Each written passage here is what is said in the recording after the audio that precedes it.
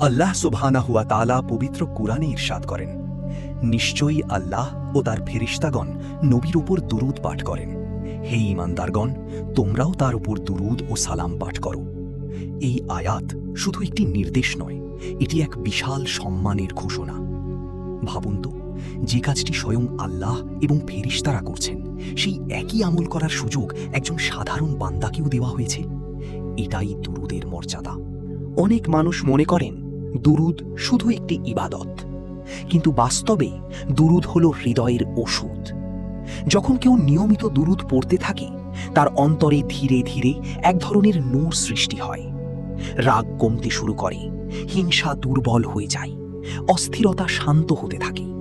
কারণ দুরূদ মানুষকে রাসূলুল্লাহ সাল্লাল্লাহু আলাইহি ওয়াসাল্লামের সাথে আত্মিকভাবে যুক্ত করে দেয়।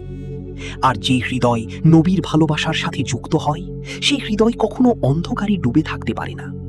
ইতিহাসে এমন অসংখ্য ঘটনা রয়েছে যেখানে মানুষ দুরূদের বরকতে অসম্ভব পরিস্থিতি থেকে মুক্তি পেয়েছে।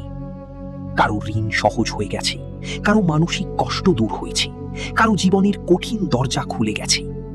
কারণ দুরূদ শুধু শব্দ নয়, এটি রহমতের দরজা খুলে দেয়। হাদিসে এসেছে, যে ব্যক্তি নবীর উপর একবার দুরূদ পাঠ করে, আল্লাহ তার উপর 10টি রহমত নাজিল করেন। একবার ভাবুন, মাত্র একটি দুরূদ আর বিনিময়ে 10টি রহমত। এই পৃথিবীতে মানুষ অনেক কিছু খোঁজে, শান্তি, ভালোবাসা, নিরাপত্তা, সফলতা। কিন্তু কখনো কখনো একটি ছোট্ট আমলই সেই হারিয়ে যাওয়া প্রশান্তির দরজা খুলে দেয়।